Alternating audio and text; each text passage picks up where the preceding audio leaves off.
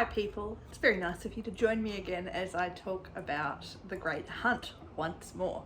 This is the second video and I'll be looking at chapters 7 to 13 today. So in these videos, if you are new here, I go back chapter by chapter and read you my thoughts from this trusty notebook. I go through, I've got a page of notes on every single chapter on what I thought at the time. So it's literally just my reactions.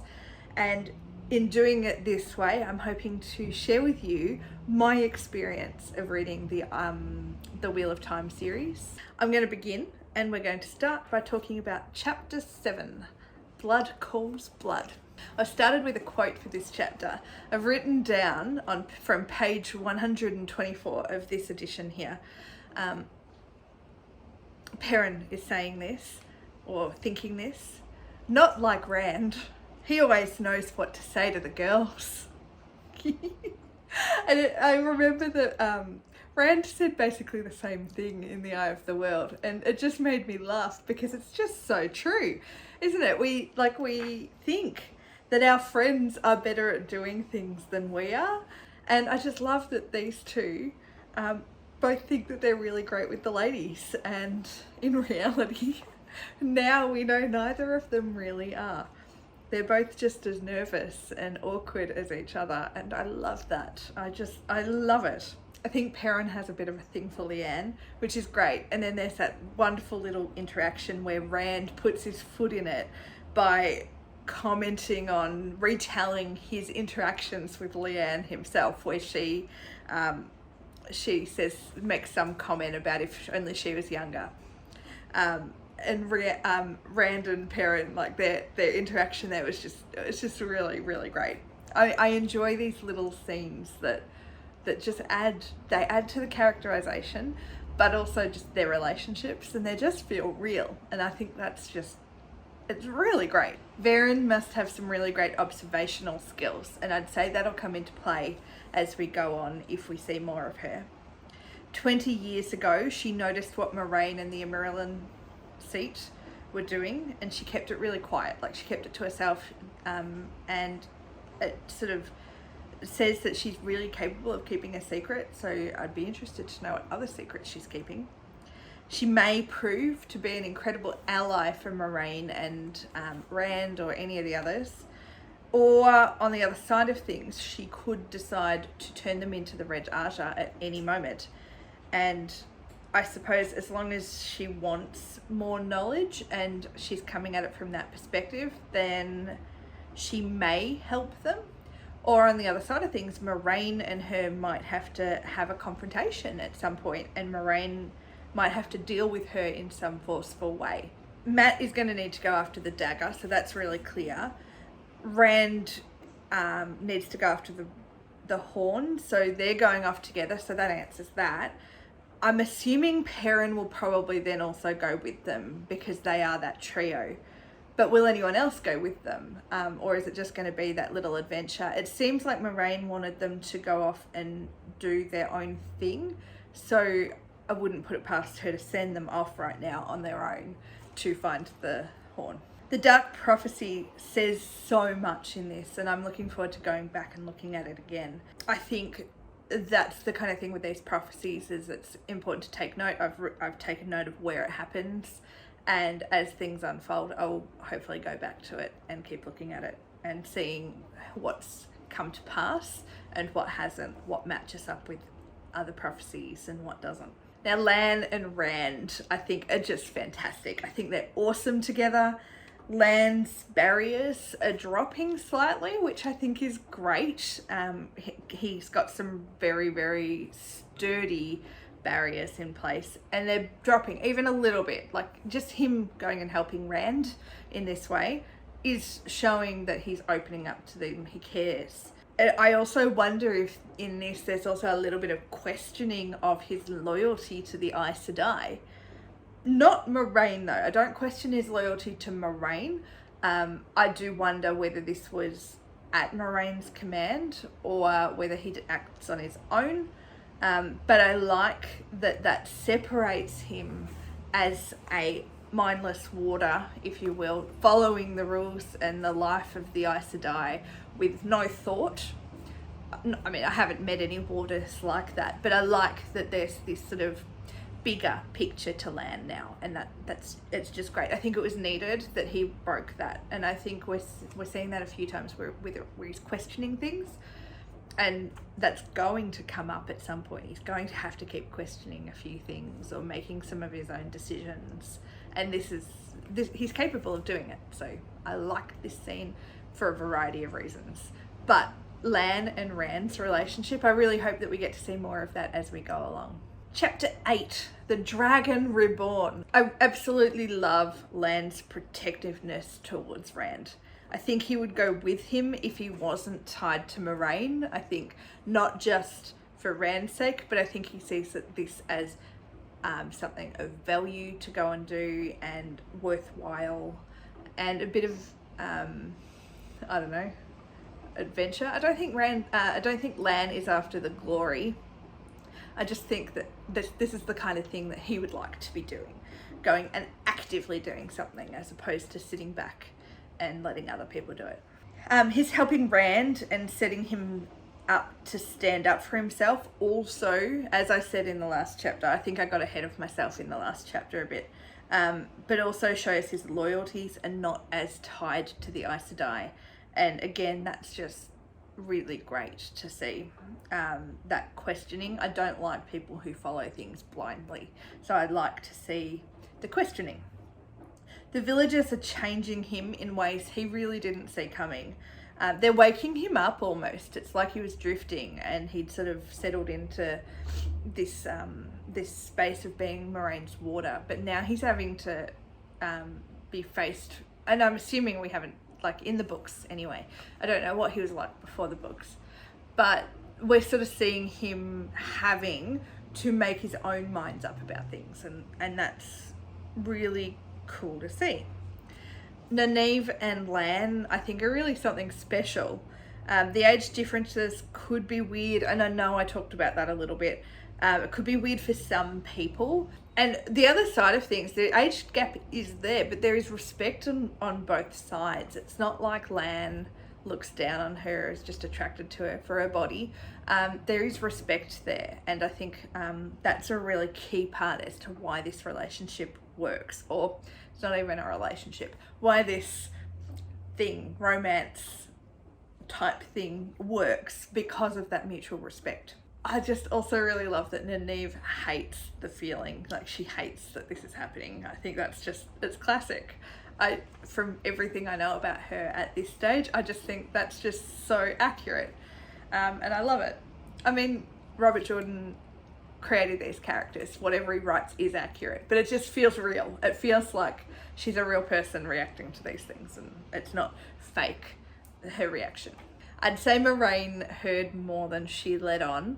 Partially that would have helped make Nynaeve more comfortable with the situation, but it also reaffirms how easily Moraine can lie or cover things up, and I'd say that that's something she does quite often. There was a lot of information in the conversation between Brand and Moraine and the Emerald Seat, and I haven't written down a whole lot about it because I think it's just, some of that stuff is just going to unfold as it goes. It's a really bittersweet farewell between Egwene and Rand.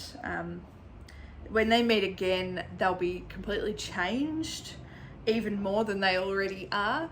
And I almost felt that this was them saying goodbye, and it just had that little bit of, yeah, they both knew that they were saying goodbye to the future that they always imagined growing up. And this was, for me, the moment I think that they said goodbye to that.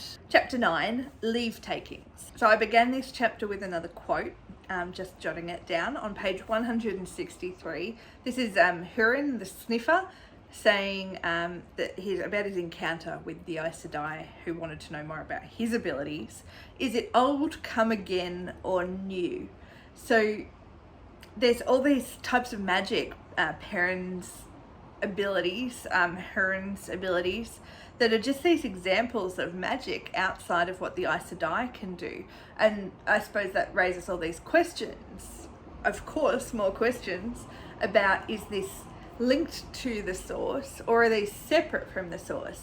Are these all things that have repeated, or are they new things? And I think that's a really cool little mystery, that even the Aes Sedai, it's that reminder that the Aes Sedai don't know everything. And that is really good, because if they had all the answers, then everything would be easy. Who tries to kill Rand? Or are they trying to kill the Emerald seat? Now, she is a fascinating character, dealing with so much of the politics, not knowing who to trust, and yet so far she's happy to follow Moraine's advice, and that is curious. That really says something about their friendship. Egwene and Nynaeve will have to be really careful as they head to Tar Valon. It's good that they're going to have this opportunity to go and experience this without the boys, because I feel like if the boys were there as well, they wouldn't be able to fully enter into their experience, because they'd know that they were there. So I'm looking forward to them being able to go separately and learn and grow in their abilities. It's good Lowell joins the boys, although I have a feeling, and I'm gonna double check this, I have a feeling it might be Loyal. Is that his name? But I'm really glad that he's joined the boys anyway. He might make them think before acting, maybe, or at least be a voice of reason, if nothing else. Ingtar is also really great as a character. The more traditional hero, a bit sort of really great comparison to Lan in their approach. Lan's sort of running away from being a hero, and Ingtar is wanting adventure and glory. And what's it going to take for the boys, Matt and Perrin, to start talking to Rand again? I think Rand maybe needs to explain himself a little bit more, but I don't think the others are going to listen. Does Rand fully need to change his clothes back to this kind of stuff that he was wearing before? Or is it more than that now? Is there some more things going on that I actually would really like to see these scenes from Matt or Perrin's eyes, just to sort of see and get a real sense of what they're feeling and thinking about Rand at this stage. We've got a pretty good idea, but I'd be interested to go a bit deeper. Our first look at Ilian comes from Captain Domin, and let me tell you, I was so happy to see him again. He's preparing to run from Ilian, so we don't really get a whole look at it, but considering I initially thought that the majority of this book would be set in Ilian, or at least journeying to Ilian, I'm glad that we get that little bit of a taste and intro to the city. And it's now got me thinking that he might have been followed himself for the Cuandilla, the lock that he carries. And so that sort of raises questions about what was going on in the first book. When was he actually being followed? Was it or did the boys bring some of that trouble? Did he bring some of it?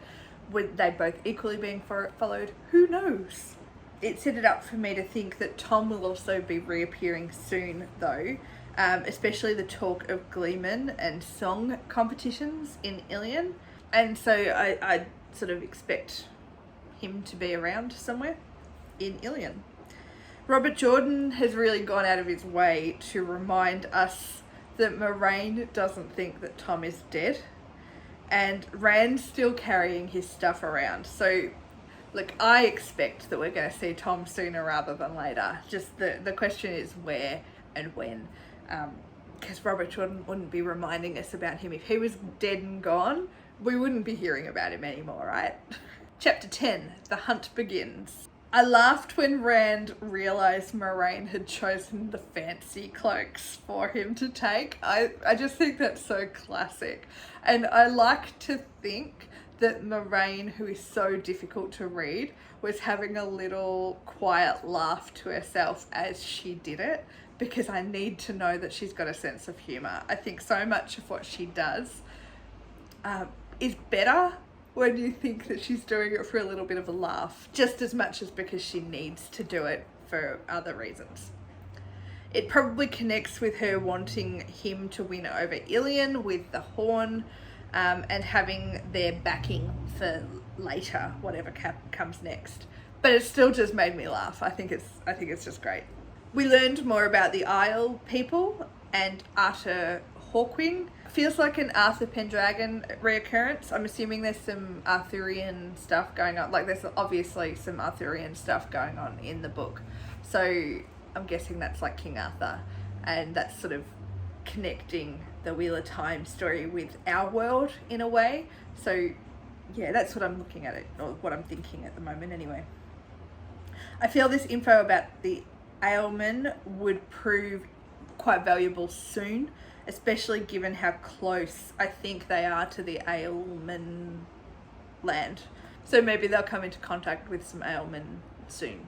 I really like the ferry moment, and I wasn't expecting to sort of such a simple moment to stick with me, but it has really stuck with me. On page 187, this is how we left home, Perrin said suddenly.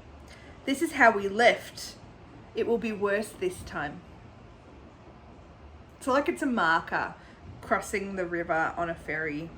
The story suddenly, just like in the Eye of the World, where they crossed a ferry as they left the Two Rivers area, they crossed a ferry, and it was the start of their journey, and that was a start of something new. But I feel that this crossing mirrors that, and it's also the start of something new because it's the start of them going without Moraine. It's also that sort of sign, like in the first one, the story gets more serious and dangerous from this moment because they're again out of their comfort zone, out of what they know. It would be cool if something similar happened in a few other books. And I'm looking forward to, I know I'll be paying attention to that, whether there is a ferry crossing and what that means in any story that it appears. Because I just think it was a cool little touch, whether Robert Jordan meant it or not. I always like to I like to think that these things might happen by accident, but generally authors do plan these things out. I think Huron suspects something about Perrin. Maybe their magics come from the same place or the same thing, and so therefore they've got some connection, and even if they don't realize it, they've got that connection there. Some really brutal and graphic images are feature in this chapter, and it really, again, I keep thinking about the TV series. This could be quite dark and brutal to watch. I think there was some things in the first book that could be that way. This is probably a lot more extreme than anything that happened in book one, and quite dark and not out of place. It actually, again, I love that it feels real. I think if they weren't seeing these dark things, these awful graphic images, just wouldn't feel real. The stakes wouldn't be so real. So is Rand not able to control his magic? His time loop vision in the last village, was that his magic, or was it something else going on? It just seems like, I know that he doesn't know how to use his magic, but it's like it's completely out of his control what happens with it. And that's scary, because even if he's trying to keep it under control, is it going to escape?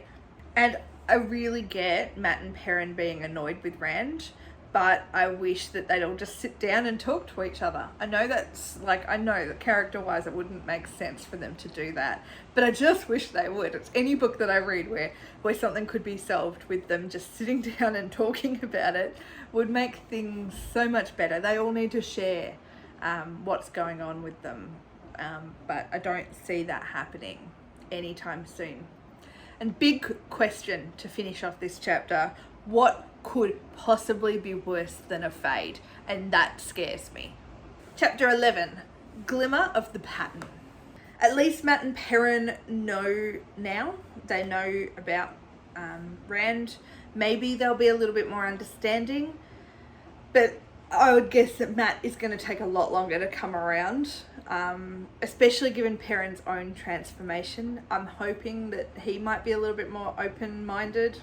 It's clearly influencing how he reacted, but he did still follow Matt. So there's obviously a bigger connection between him and Matt than there is between any of the boys or either of the boys and Rand, or maybe they're just needing time. I don't know. Ingtar's revelation that Rand was second in command does really not bode well for Ingtar's life. He clearly has a desire for fame and glory and to be a hero, but he's also disillusioned to some of the world's glory as well.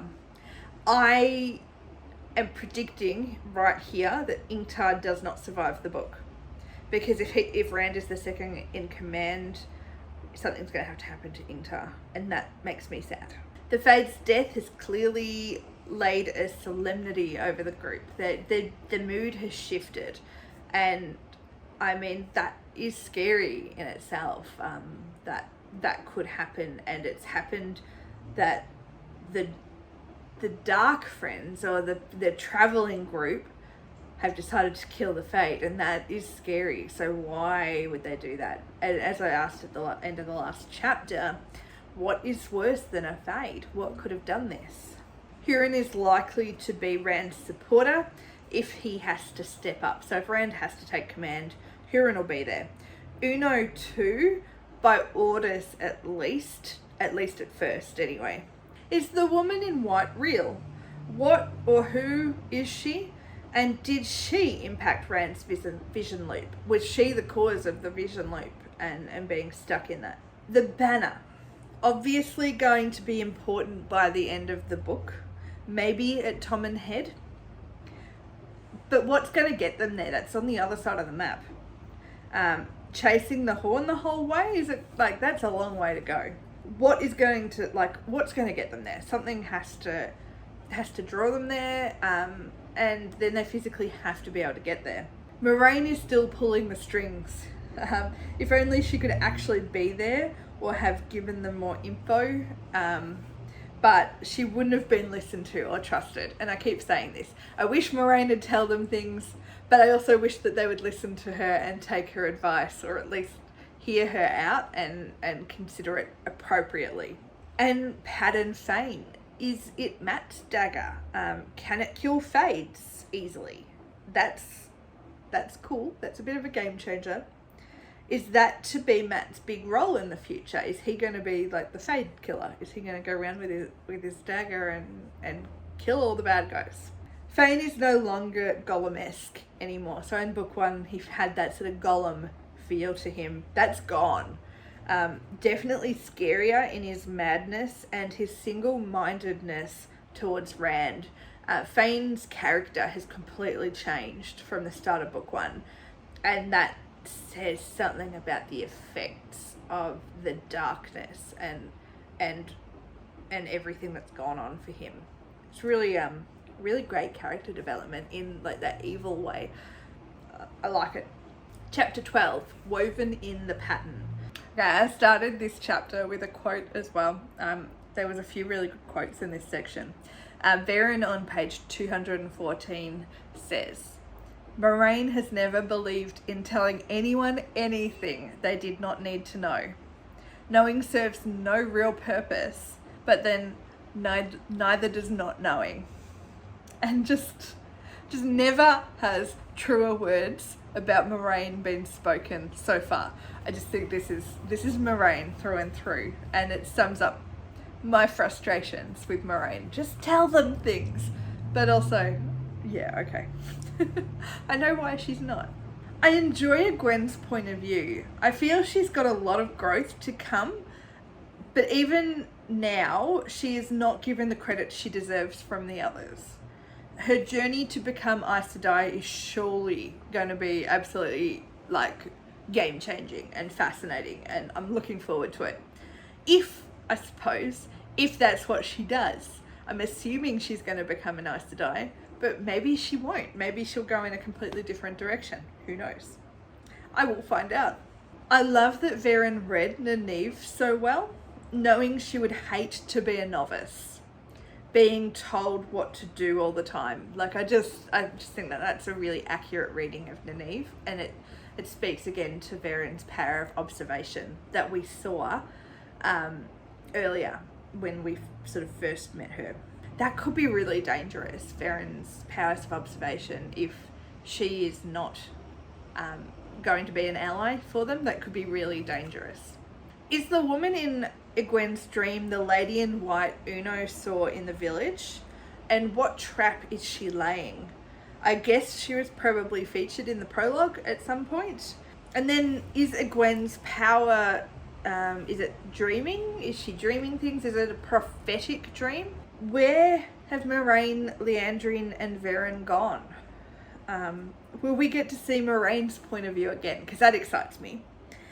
How will Egwene get help to Rand if Rand is needing help? Will Anaya help?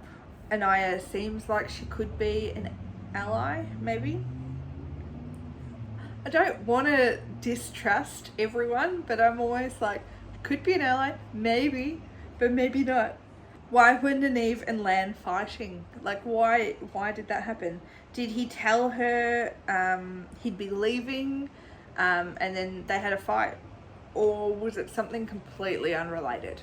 It makes sense we see Egwene's point of view in this particular scene, because she's more open than the others, particularly Nynaeve.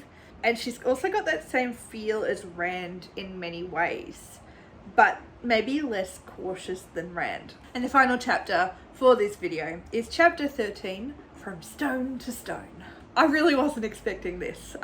Rand, Lull and Hurin being transported by a stone reminded me a little bit, and you may have read it, you might not have, the books Outlander, set in Scotland. There's the standing stones like Stonehenge and they transport, and so this reminded me of that. I thought that was an interesting little comparison, just like Arthur, Hawkwing and King Arthur. I think there's just little things that will make me remember things, or they'll be familiar without being the same. Is this like the Ways, or really is it a parallel world that could be? I mean, I've got so many questions. But does that surprise you? I have so many questions and I love that. Hurin definitely looks up to Rand. He's well and truly assumed that Rand is a lord and just lying about it. Things like the cloak, Heron blade and being second for the group would really help. And it makes sense why Hurin would think those things. This is an interesting sort of situation though, because it is Rand's first time being in command. And I think this is a really important step and a great way for him to learn how to be in command without having a huge group with him. So it's just the three of them, but the other two are looking to him for direction and everything, and to be in command. They've appointed him without saying it, but he is their leader and they will do what he says. So I think that's a very interesting development, and it makes sense because I'm assuming Rand is going to have to lead more fully at some time, so it's good. Baby steps, ease him into it. Did he do this? Did he bring them to this other world or other place, or is it a trap and he had nothing to do with it? Is it the trap that Egwene dreamed of? And then is Padan Fain also in this other world, or is it just the scent, or is it like a memory of a scent?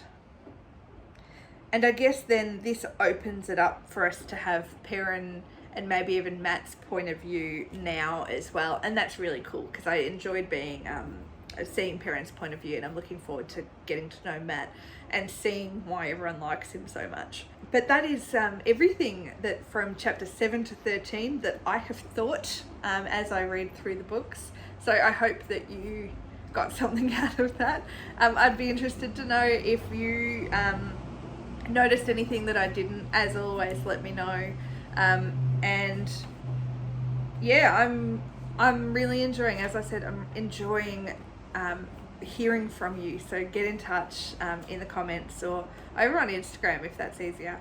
Let me know what you're thinking, and let me know if you're reading it for the first time as well. Like the video, comment, subscribe, get involved, and I will be back again with more Wheel of Time videos for the Great Hunt next week.